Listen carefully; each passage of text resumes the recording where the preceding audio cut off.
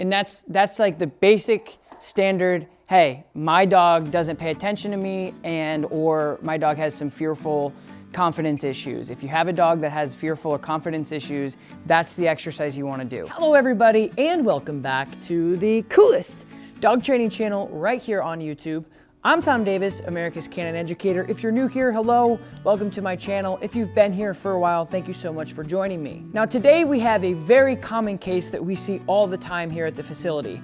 A dog with insecurity or fearful tendencies or behavior. And in this episode, I go over some really easy exercises for the dog and the owner to immediately gain confidence within each other. So as always, I hope this video is informative and it helps you with your dog at home. Don't forget, we're gonna be playing Tom's Trivia somewhere in the middle of this video, and all you have to do is leave your answers in the comments below, and let's see if you guys know your dog facts.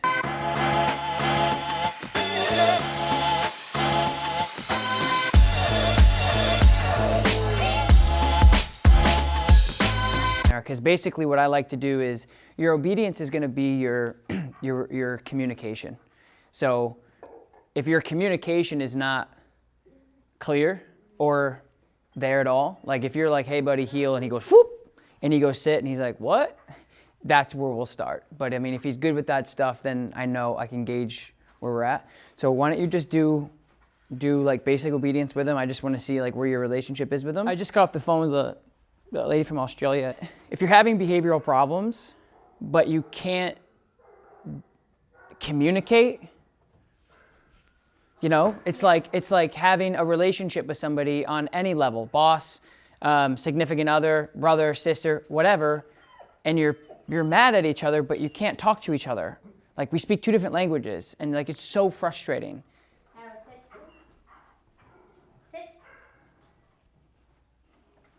Arrow, sit. Sit. Good, sit. So he's insecure because he doesn't know his job. He doesn't really know what to do. So let me see the leash, and I want to work him for a second. Okay. All right guys, time for Tom's Trivia. A very simple question. All you guys have to do is answer yes or no in the comments below. Do dogs sweat or do they not? Leave your answers in the comments below. Good. So what I'm gonna do is, like, I'm gonna give him a break and let him sniff around, which is totally okay to do. I'm not gonna ask him to do anything, but I wanna show you how to develop the relationship that I think you would be more successful with outside. Okay. I want there to be a little bit more engagement, because when you're walking with him, he's very nose to the ground. He's very, and that's fine.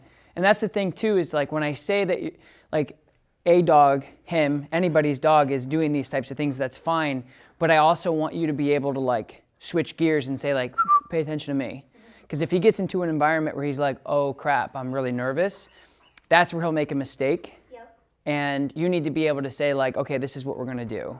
And right now, he's halfway or less with you. Like when you tell him to heel, he's walking nicely, but at the same exact time, like if you were to walk this way and then this way and say heel, he probably wouldn't like turn and go with you without the pop of the collar. Okay. So the goal would be making sure that when you tell him to heel, he's like, okay, I know what that is. Because it's hard for me and even you to decipher when you tell him heel, is he actually heeling or is he just following you around? Right. Do you know what I mean? Mm-hmm. So that's Yep. good. Their snap is so much better than mine. Oh, I'm a professional dog handler, so I've been doing this for 11 years, 7 days a week for 12 to 14-hour days. I should be able to get to heel a dog around with a piece of string, but not everybody else is going to be able to do that with that amount of control, read body language, heel, etc. So we're going to have you guys continue to use the prong for more of a safety thing. It's tough. There, good. Good heel. There, now do it again. Just turn again.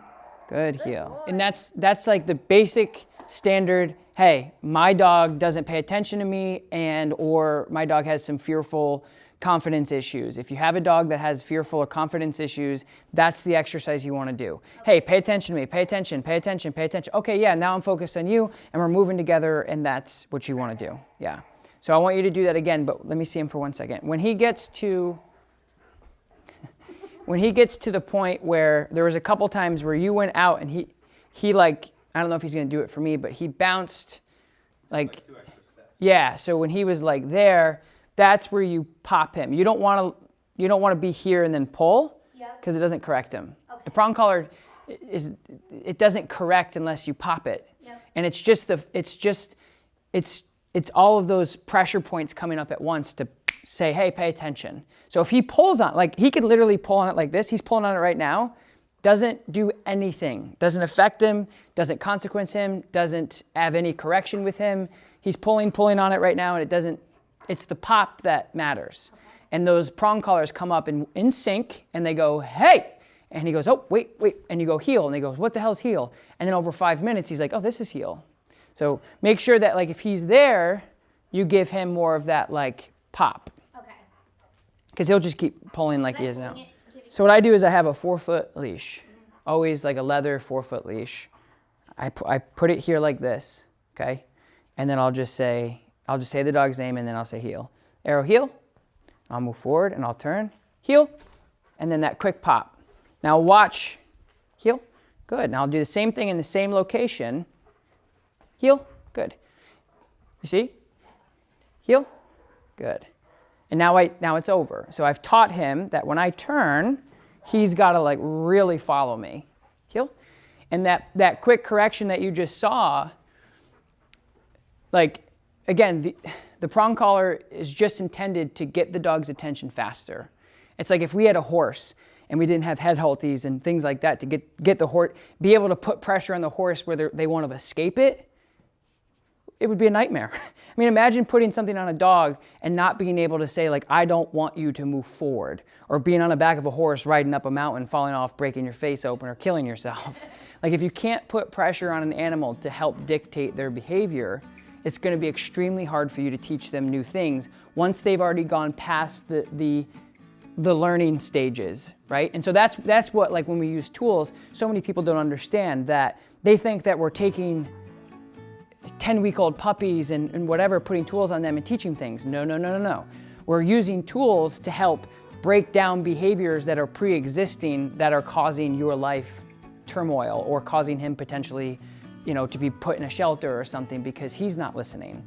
So the tools are there to decompress and reinforce what we're trying to teach him now. They're not there to help us teach behaviors. They're there to help us reinforce what we're trying to say. So that's why, like, if we had a harness and I did this, he's like, dude, what are you doing? With the prong, those prongs come up, they go, hey, he goes, whoop, and he comes with me. So that's the effective way to administrate that little thing. So that's what I want you to focus on. Take your leash, fold it halfway, and do that exercise to get him engaged with you. Break, good man.